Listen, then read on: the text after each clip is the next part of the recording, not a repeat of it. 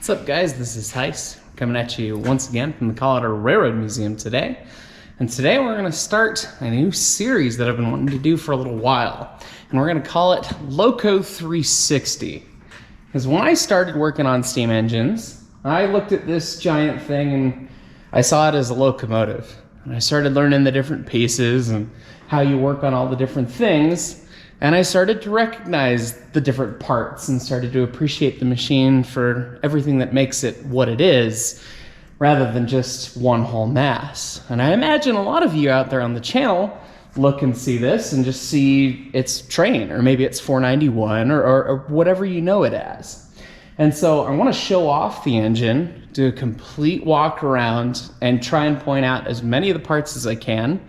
I'm sure there's going to be some stuff missed, or some stuff that we can't really see, or stuff that's hard to get a camera to, but I want to be able to walk you around the whole thing and give you a deeper appreciation for all the different pieces that make the locomotive up. And I want to do this for a lot of different engines, not just 491. So if you do end up enjoying this video, let me know down in the comments below and we'll make sure we go and get some more of these done. So let's go check it out. Denver and Rio Grande Western number 491 is a 3-foot narrow gauge steam locomotive with the classification of 282 or a Mikado type. The Denver and Rio Grande Western designated it as a K37, the K for Mikado, and the 37 signifying its 37,100 pounds of tractive effort, or the amount of force the locomotive is capable of applying while pulling. 491 is an outside frame design, featuring wheel sets with the wheels inside of the frame, and large counterweights on the outside to counteract the motion of the rods. 491 was built on June 15th, 1928. The locomotive is one of 10 K37s the railroad built, the class being known for reutilizing existing boilers from standard gauge 280s that had gone out of favor. The engines were built brand new by the Stearns Rodgers Company in Denver, Colorado, with the D&RGW's Burnham shops mounting the older boiler on top. 491 was run by the Denver and Rio Grande Western until April 4th, 1963, when it was sidelined, and ultimately was put back in service in August of 2014 at the Colorado Railroad Museum in Golden, Colorado, which is where it now continues to operate. For more information on the history and the background of the 491, as well as the Denver and Rio Grande Western Railroad as a whole, make sure you check out the museum's big train tour on the 491. Now let's go get to the Loco 360 tour. So we'll start up front here at the smoke box and the head end of the locomotive. This is the pilot. This whole thing is called the pilot, not just this. And if you've called it the cow catcher, well, yeah, it's American slang, but the industry people will call it the pilot. We have the pilot beam, and you'll note that the pilot on this locomotive, and many, is actually built out of old boiler tubes, and 491s has seen better days. When she was stored in the deadline, she got hit with a flat car, standard gauge rail, and the knuckle did some not so nice things. We have our coupler right here with its knuckle, coupler pin, pin lifter, or cut lever. So when you grab on here, you can actually pull the pin, cut things open. There are flag holders on either side here, so you could put extra flags, or you could put your glass lamps or other lamps mounted down low to signify different things during operation. On 491, in this era, we have a toolbox mounted right here, though later it was moved to the tender deck. And we keep flags, spare hoses, wedges, all sorts of fun things you hope you never need to use, and some tools that are pertinent to just 491 in there. She's got a couple homemade tools the railroad made for her. This is the smoke box. We have a smoke box door and the handrail that allows us to get up inside with the binky mounted on front because, well, you know, she's taking a nice nap. And we took a look at this in more depth in the Why Doesn't 491 Have a Spark Arrestor video that we'll link down below. Maybe we'll toss some footage in just for fun. But above that we have the class lamps and then the headlight itself as well. The class lamps are used to signify the front end of a train in the era that 491 ran. And then of course our headlight is what helps people see the train coming more so than help you see where you're going, because, well, they only cast so much light. But that's kind of some of the smoke box stuff. Underneath the smoke box, we have the cylinder saddle here. And it's made up of two large pieces. And this is one of the few differences between the K36 and the K37, is that the K37 had the cylinders cast by the Denver and Rio Grande Western. They're cast as one casting. The left and the right are the same. Whereas with the K36, they're actually a distinct left and right casting, because Baldwin wanted to be extra cool. We have a pipe running right here, and this is actually the exhaust from the air compressor. We have another one right here, and this is called the drifting throttle. And we'll talk about the origins of the drifting throttle and how it's used later, but it comes up and it goes into the branch pipe. So it acts as a separate throttle of a much smaller scale than the main throttle for the locomotive. Right here is the Bissell post. This is the pivoting point and where the motion for the lead truck comes in. The lead truck on this locomotive, being a 282, being down here. You can see that this lead truck has coil springs, and as well there's a heart link that we probably won't be able to show up on video, but we'll take a look. And then, like the rest of the locomotive, we have friction bearings or plain bearings. So you can see the axle, a pad underneath, soaked in oil, and then there's a bearing and brass that sits on top. And that is how all of the wheel sets on this locomotive work. Later locomotives got roller bearings as bearing technology changed. Is that Dusty? Fresh pots! So up in here is the guts of the lead truck, where there's rotation and then pivoting side to side. Hopefully it shows up on video with the heart link. That looks like a upside down heart riding a shoe kind of thing.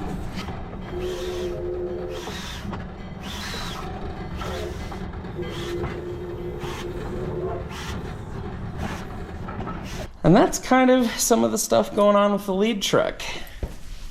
The lead truck's suspension is tied into the rest of the locomotive suspension. There's an equalizer called the sword equalizer that goes underneath the cylinder saddle and will tie in back behind it. So as we come past the cylinders here, you can see this bar here that runs across is called the Transverse Equalizer. And in the middle, it's got a pin, and that pin goes to a link that dives down and grabs the bottom edge of the sword. So if the lead truck were to ever lose load or go into a low spot in the track, it would then transfer that force back up to the number one drivers on both sides, which is a neat thing. This is our brake pipe for controlling air brakes. And one of the weird things about Denver and Rio Grande standard practice is that rather than having an angle cock right here, we have a cutout cock, which means this is no flow and this is flow, which is backwards to almost everything most railroaders would know. And they did this on the fronts of most of their steam engines and with some of their passenger cars. Couldn't tell you why. Some historian hopefully knows. These are the bongos. They're the covers for the valve and then the actual cylinder. Again, she's got 20-inch by 24-inch cylinders, so the diameter is 20 inches and the stroke is 24 inches. Inside this little hatch, we've got an inspection port to look at our lubricator line in there that runs to the cylinder. Comes up from right here, dives underneath the jacket. Got a little fuzzy just for fun. We also have lubrication coming in at the branch pipe. These are the branch pipes that actually supply steam to the valve inside here. This is jacketing, of course. This is called a snifter. This is a really important piece of tech for a coal burning engine because it is a gravity operated valve. Drops out. when there's no steam in the valve. So that prevents any gases from the smoke box from being vacuum sucked in when you have the throttle shut. So when you open the throttle, these shut real quick and you actually can watch the bunch of steam pop out. If you ever watched the old Buster Keaton movie where he's riding the pilot throwing the ties, you can tell someone's sitting out of shot running the throttle because you see this steam of the snifters going off, which is kind of funny. These funny looking doohickeys are called terminal checks, and they allow the oil to be put into the engine without having the steam throw it back out, for lack of a better term. So they help assist the oil getting pushed in over whatever the pressure is, because you still need to get oil inside the piston and inside the valve when you're running full throttle. If you have boiler pressure down here, you got to be able to overcome that without throwing steam back out the lubricator lines, and the terminal checks accomplish that. Speaking of lubrication, on this locomotive, we're mechanically lubricated. So off of the valve gear, we have this rod that sits here and cranks this as it goes, or we can manually crank it like this. And this is a Nathan style mechanical lubricator, and we fill it up with oil through the oil fill, and then it makes sure that as the engine goes, it receives the lubrication it needs. The bigger engines had more and more of these, covering more and more things. Us in narrow gauge land with a locomotive that's kind of medium in size in terms of a global scale, we still have a lot of stuff you have to manually grease and oil, whereas a lot of engines actually had that performed automatically with these mechanical lubricators. But we at least have this one. This one also has some plumbing right here that actually runs from the air compressor's exhaust. We can use the exhaust steam of the air compressor to heat our oil. There's a valve to shut it on and off. So when in the winter, when the oil's colder, we use a pretty heavyweight oil, we can keep it preheated with steam. And you'll actually see that steam come and exhaust out here. You'll see little drops of steam if it's turned on when the air compressor cycles. All through here, of course, down the side of the locomotive is the running gear. We have our main rod, our connecting rods, our side rods, our valve gear. In this case, it's Walschaert's valve gear. And in the original Steam 101 video, I went over this locomotive with this valve gear and talked through all the different pieces. So I definitely recommend taking a look at that because that deserves its own set of time. But we're gonna keep looking otherwise at all the other different things. We have our piston rod here. These are our crosshead guide bars and our crosshead.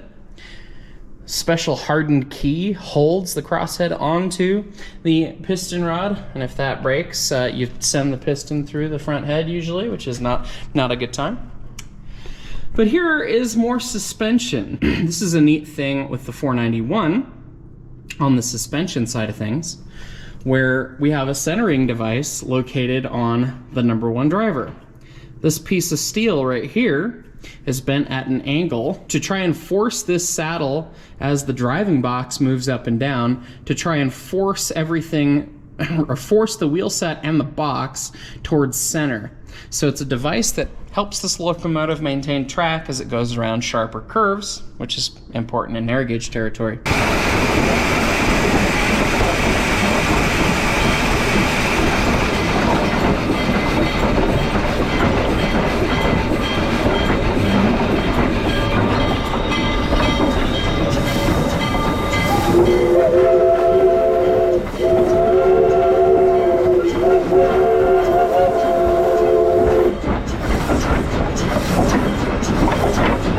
We have our leaf spring right here, driver springs, many leaves, and there's hangers that connect them to the various other bits of the suspension, equalizing levers down below.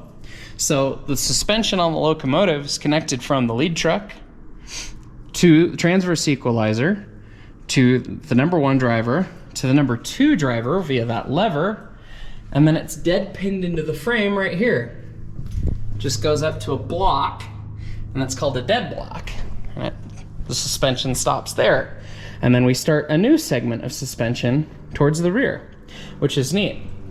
But as we look, this is the driving box. On top of it is a saddle, and then a pin rides on the saddle with the leaf spring on top there. So this driving box can actually move up and down inside the frame as things change and as conditions change. On the front edge, we have a shoe that is basically a wear surface that the box rides up against. And on the back side, we have a wedge, which is a tapered shoe that forces the box all the way forwards. And that way, we can make sure that no matter what the wear of any of our bearings is, or the wear of our shoes is, we can keep the distance between the wheels the same, because it does vary a little bit. There's a look at that shoe right there, and then the wedge on the back side. This greasy, slimy thing in here is called a hub liner. We have a lot of hub liners on an outside frame engine like this. If this locomotive looks weird to you with the big counterweights, it's because it's a 3-foot narrow gauge locomotive where the frame is built outside of the wheels.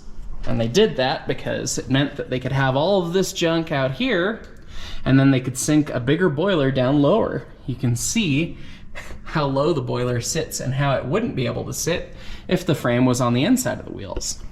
So that way they could fit more power into the smaller narrow gauge profile, at least height-wise. This thing is full standard gauge width all the way through. But with that, we have a hub liner on the counterweight, the driving box, and then we have one on the back side as well of the box and then on the wheel. And this is what prevents lateral travel. So you can see this one, the driver set is kicked over this way a little bit, but on this one, we're almost all the way tight to the hub liner. And that's just the way that they sit sometimes as they come in and track. Sometimes they'll sit one way or the other way, and it can make greasing them challenging, which is one of my least favorite things. Now, there's one thing we didn't talk about up here on the number 1 because it's kind of hard to see, and it is another lubrication point fed by the mechanical lubricator. Down in there is the flange oiler, another very critical thing on the narrow gauge. These hoses run to that flange oiler, and as we crank, we oil just the flange of the wheel. Hopefully, theoretically, we're not oiling the tread. That can cause wheel slip. But greasing the flanges, oiling the flanges, can help make things move a little bit more smoothly on the narrow gauge. And again, coming back to the rear here, let's continue talking suspension, dead block, hanger, leaf spring, the same saddle setup we talked about, another equalizing lever, another leaf spring, and then we get down to a really big equalizing lever running to the trailing truck with then another spring tucked up inside here for the trailing truck, which receives a lot of weight because K37s have a rather large rear end. And then back at the trailing truck down here, we have another journal box lid for a bearing that we can inspect. And in this case, the journal is extremely long because it bears a lot of weight, 40,000 pounds on this rear axle here on the K37, and it's a little madness. But let's go back up to the front and catch up on a few of the things that are above us that we missed. The running boards jump up on and over. This pipe running down the side of the smoke box is that drifting throttle pipe we talked about earlier. Runs underneath the jacket and heads up into the cab. Right here, we have radiator piping. It's cooled down the compressed air that comes from the compressor and lives in these main reservoirs. There's another on the other side. Drain daily because, lordy, the air has a lot of moisture in it. So we've got these drains. This is one of our sander pipes.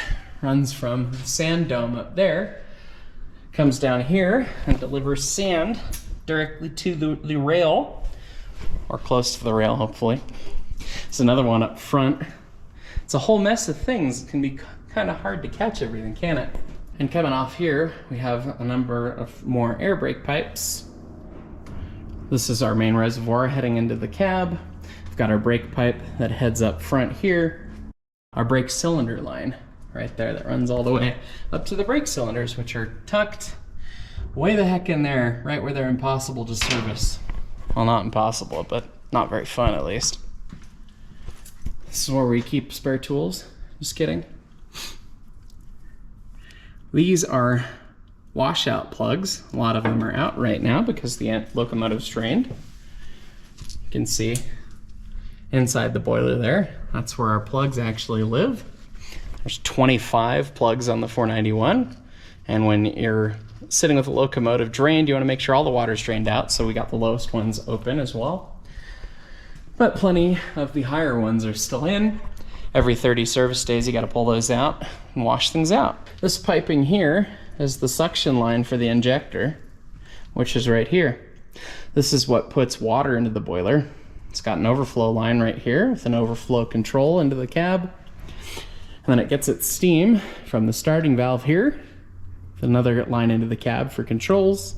And then the delivery runs up and above up there into the check valve, which we'll check out in a little bit. Here is our 6ET distributing valve for the air brakes. So this is kind of where the magic happens as far as steam air brakes are concerned, and I've never seen one apart, so I couldn't tell you much about it myself. But all of our brake plumbing comes in here and associates with the distributing valve and runs up into the brake stand in the cab. We've also got linkage for our blowdown right here. This is a blowdown valve. When you open it up, water and steam will get sent out this way and it cleans out the bottom of the boiler. We'll get into the cab in just a moment here. Down here in the tender, on the K37, we have the goofiness of the standard gauge trucks remaining, and they made new axles with shorter wheels that were pushed further in. So this is the one thing on the K37 that was truly converted, was the tender. But we've got leaf springs and the bolster that the tender tank actually rides on these leaf springs, which then transmits the forces to the side frame. And then again, more plain bearings. As we come down the tender, we have things you hope you never need to use. Re-railing devices. These are butterflies. And these are frogs. Come to the back. We have a backup light on top. AAR type E50 coupler. More modern coupler on the back here. A ladder up to the top. Plenty of patches in the tender because of course things leaked over years. We have our brake pipe here. We have a signal air line. So this tender was equipped for signal air to the cab so that the train crew or the passengers could communicate with the engineer. We have a drag flanger line, which is the line that's used to control a flanger behind the locomotive, which is worthy of a whole nother video again. And then the same cut lever setup. On this side, we have our long fire rake, and we also have a garden hose valve to drain the tender and as well to feed water into the blowdown to feed into the engine when we don't have steam running. On this side, slightly more busy and interesting, the addition of the air compressor. Fireman sides on these rear grand engines are usually more busy. Air compressor is a cross compound with a high pressure steam and low pressure steam cylinder. We're using the steam. Several shut off valves here and drains. We have a throttle right here so that we can easily turn the compressor on and off down from the ground. And the air compressor has its own oilers right here for the air end of the cylinders. The top end is lubricated from inside the cab. And right here, we have our air intake and filter. This is a nicer bucket style one. There's a bunch of different kinds though. So the air comes in here, and that's how the intake works. And then when the pump is done, the steam exhausts out there, runs up front where we showed you, and then the air exhausts into the radiator piping into the main reservoir.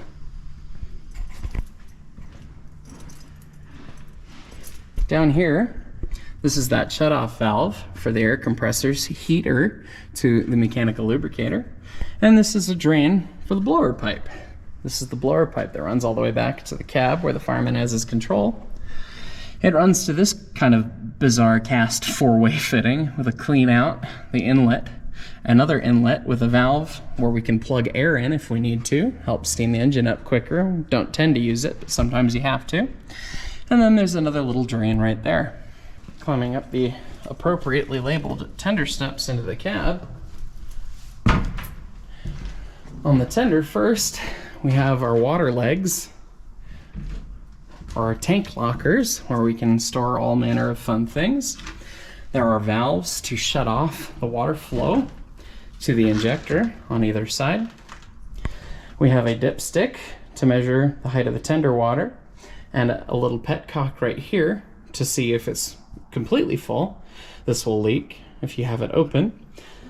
And then the dipstick will either be a geyser, or if it's below this point, you can use the dipstick to see where the water's at. Another rake right here. Coal doors, which can be open when you have a lower amount of coal like this, or it can be closed when you've got the coal piled nice and high. This engine's equipped with cab curtains, and we use them.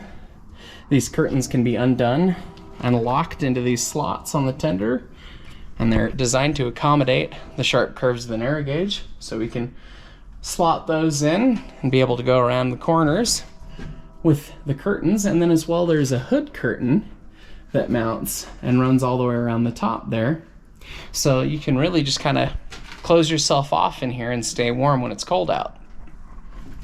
Because despite being next to the world's largest space heater, it can get quite cold out there. Starting down low, we have our steam heat controls for our heated seats.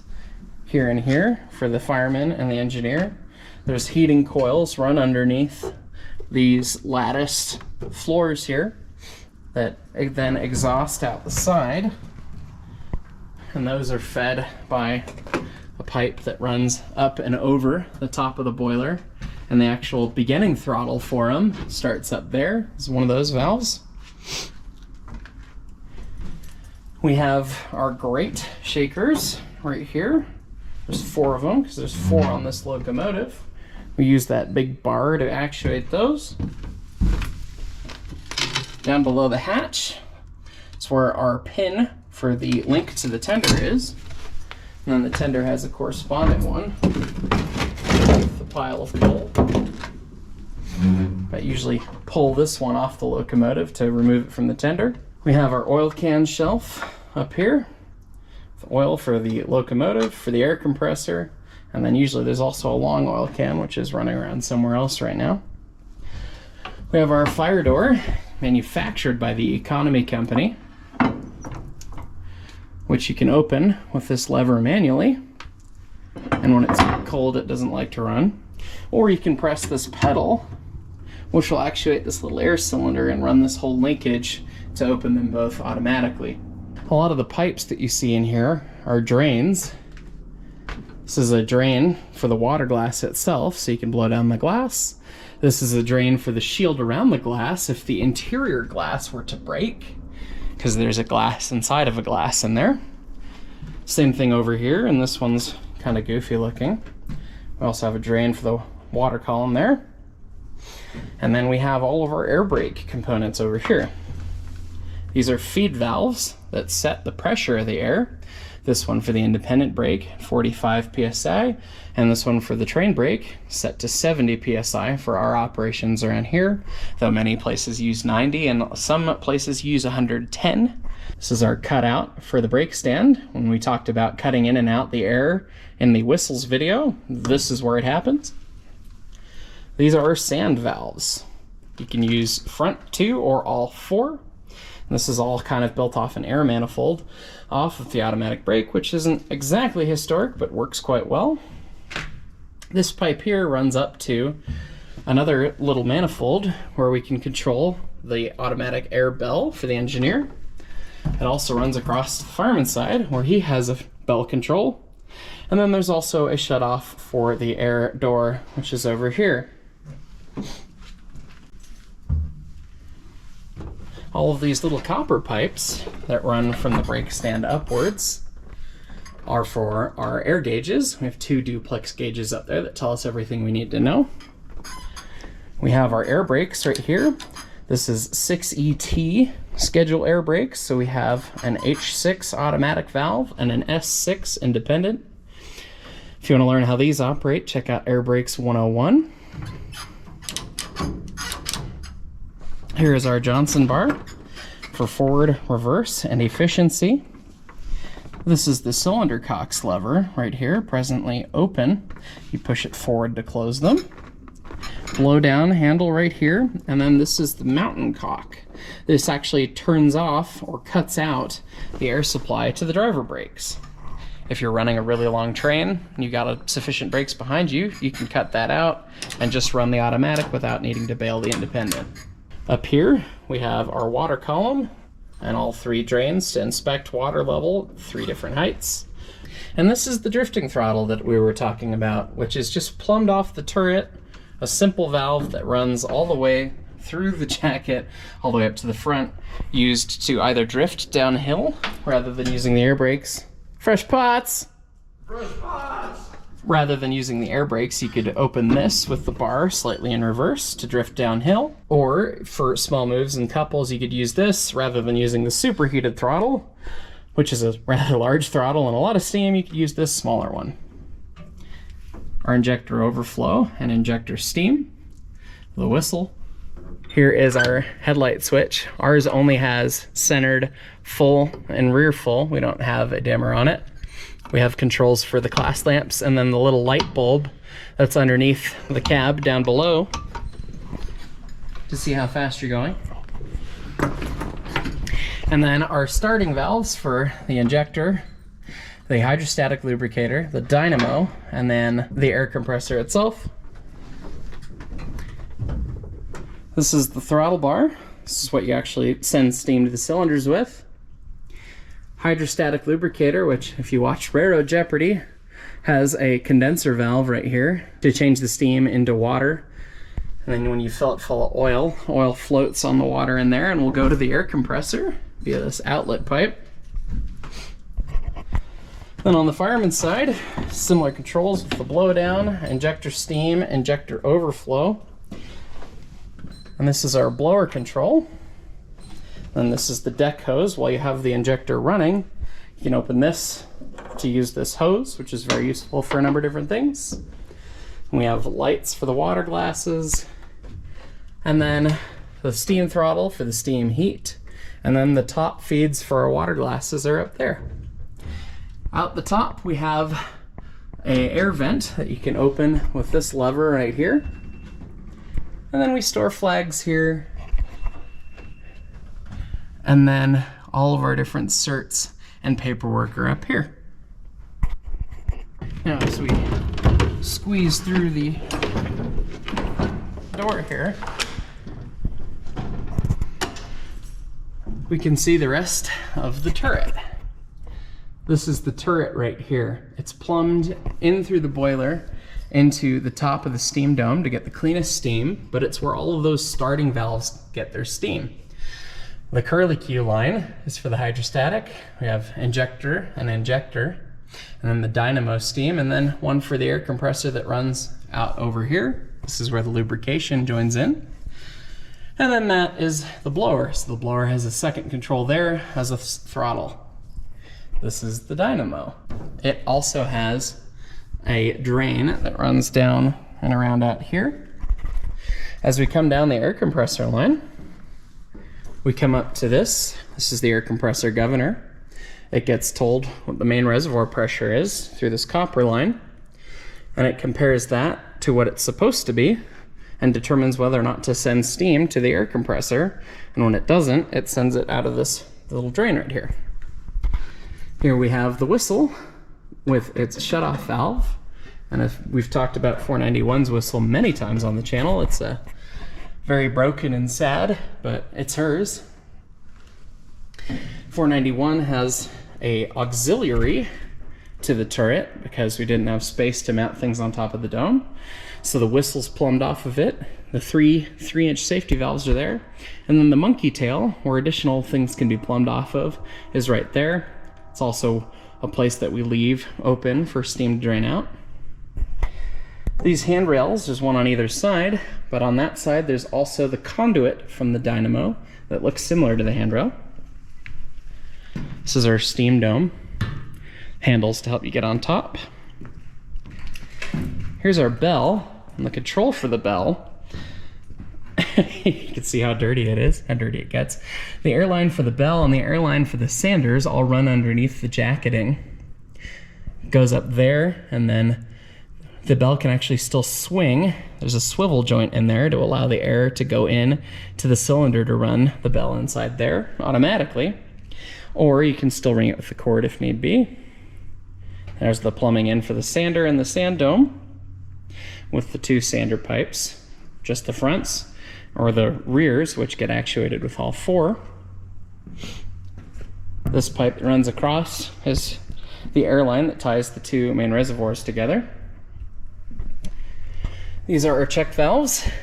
We have a plumbing fixture off this one to send water in when we fire up to make things work out a little nicer. And we have shutoffs in case the check gets stuck. This is another gravity and boiler pressure closed valve, and sometimes they do goofy things. And then up here, we have the stack, and where it mounts to the smoke box. Here's the conduit that we were talking about coming over, and we have a switch for the glass lamps. We can turn them on and off as we take them out right here, and the power that goes into the headlight.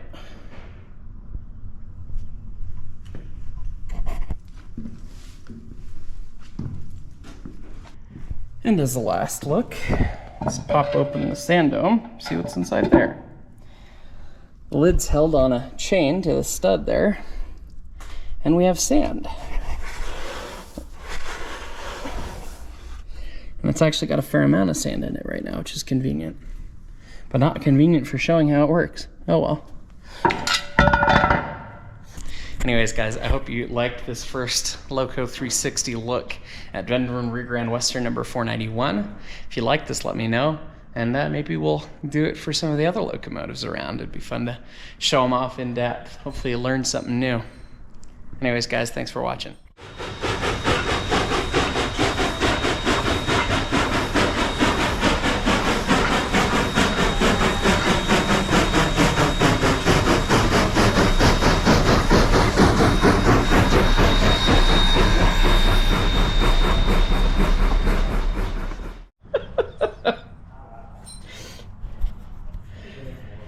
Here's the most important thing on the K37 locomotive. Single most important thing, according to all the viewers out there, and that is the fact that it was built in 1928 by the Denver and Rio Grande Western and the Stearns Rogers General Iron Company of Denver.